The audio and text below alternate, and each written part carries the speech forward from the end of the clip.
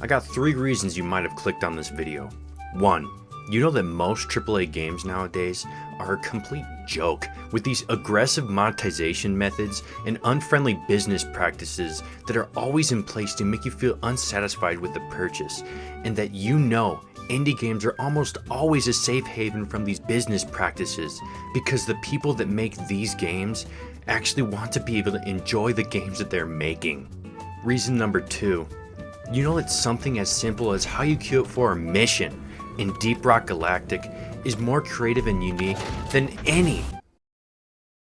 Or finally, number 3. You like list-based videos and you just want some good games to play. So I'm gonna start off with a really weird one.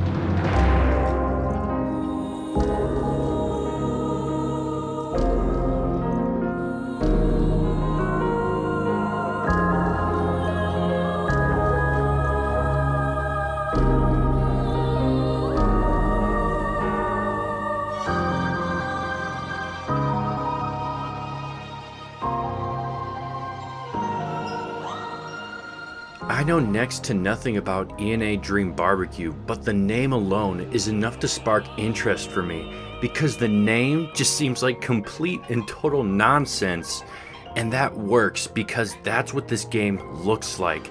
It just looks like a mishmash of so many different art styles and ideas. The world is 3D, but the characters are 2D. The weapon models contrast against the player's hands so strangely because they're hand-drawn. Confusion and mystery are my 2 favorite aspects of film. Having a story that seems to be a mess of ideas and scenarios that leaves you guessing, but are actually all calculated and linked together in some way that is not yet known to you. I want to understand the confusion that is this game.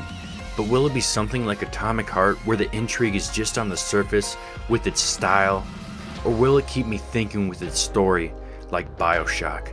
But that decision is for the writers of this game to decide. But if there's anything that we can take away from this trailer, is that this game is going to have some bomb-ass music.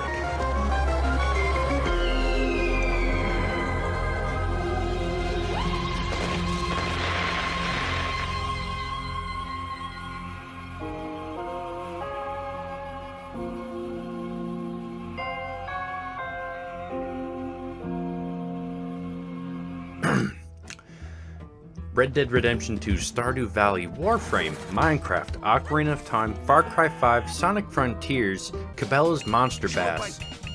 Failed. What do all these games have in common? Failed. Fishing. That one commonality between all these games is a very small one, but it's still a very enjoyable section of the whole pie. So a new chef enters the kitchen with a new idea, being for the fishing section of a game to be so beloved and universally liked. Why isn't there a whole fish pie yet? And that's where we get the big catch. The Big Catch is a 3D platformer Kickstarter-backed game that surpassed all of its funding goals. And for good reason. This game looks spectacular, but it has largely flown under the radar. I mean, if you look up The Big Catch on YouTube, you'll see like 3 videos talking about it. The only reason that I found out about this game was because one of my friends told me about it. From top to bottom, everything is based around fish. You work at a restaurant that's going under because the menu isn't interesting anymore, and you can guess what they're selling. And so it's your job to go out there and catch new exotic fish to make the menu interesting again to save the restaurant. But the fishiness just doesn't stop there. How you get around the map, it's with the fishing pole. How you attack people, it's with your fishing pole. You can use it like a grappling hook. You can hook fish that are in sand, and then you can use them as a form of faster movement. The art style, the characters, the music, everything just looks straight out of the PS2 era of games. And that's a badge of honor because PS2 games are cool.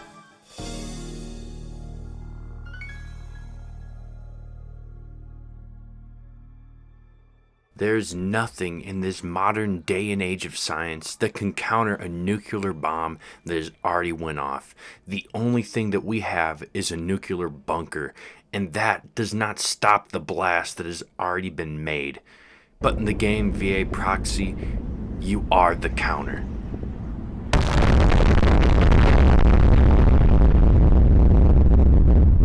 You are a machine that's been built to bitch slap science and reason. Mass always tends to move mass. When a thing that is bigger pushes against something that is that of smaller size, it will tend to move in the same direction. But if you take a sword in V.A Proxy that's the size of a toothpick, and then you perfectly time a parry against a sword that's the size of a cargo ship, it will recoil in the other direction. Not because it makes sense, but because it's flipping cool. V.A Proxy is just a collage of cool ideas that look awesome when they're happening on screen.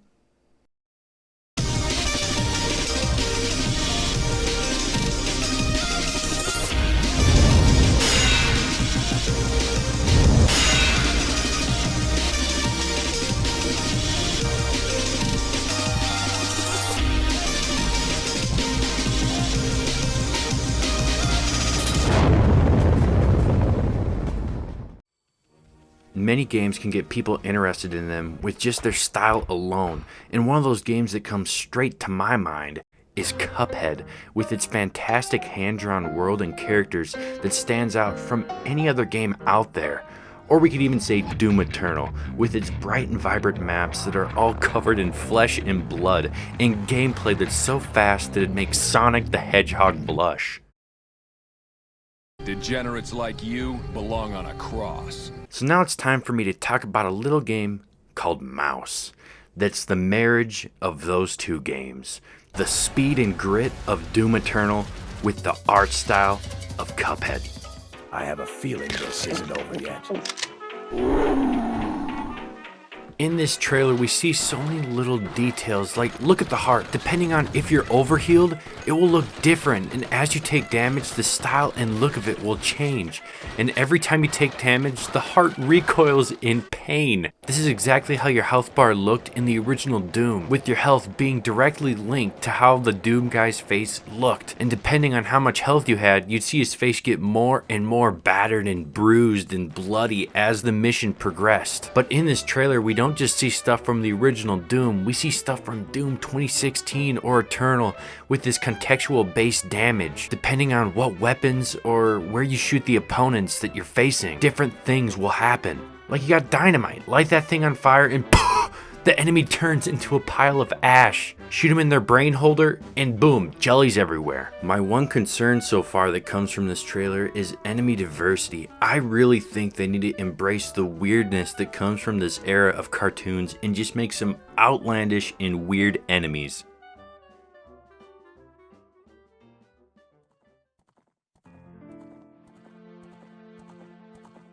All the way back in 2022, after my first playthrough of Ocarina of Time, I was just chilling on YouTube listening to some of that game's soundtrack, and as I was listening to it, I noticed a video on my feed of this YouTuber who was documenting his journey making an N64 Ocarina of Time inspired video game. And the title of that game is called The Legend 64. Yeah, it's a little gimmicky having the 64 at the end, but it gets the point across of what this game is. And that's a game that's meant to look retro, but it's made on modern hardware with new lighting techniques, but then you're also still trying to get that old game feel that was present back then. But I'm not just interested in the development side of this, that is very interesting to me, but I'm also just interested in the game itself because it looks really cool and the ideas are very unique.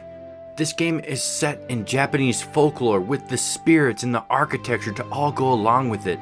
So you'd think that your main weapon would be a katana that's been imbued with the ability to fight evil spirits. But no, your main weapon is a spirit, and his name is Ember, and he's trapped in a lantern, and every time you want to attack someone, you swing the lantern around and it forces the fires out, dealing damage against the enemies. That's so cool! You might be able to tell by my enthusiasm to my voice that I am extremely excited for this game. Because if you were to look back into my favorite game of 2022, that was Ocarina of Time. And for this to be an Ocarina of Time inspired game, just imagine a brand new Ocarina of Time experience with a whole new setting, new characters to meet, new puzzles to solve, and new places to see. All while running at a frame rate that's higher than 20 FPS. Does that not sound kinda neat? So yeah, that's my 5 indie games that I think are cool and that you should check out. That's all. Bye bye.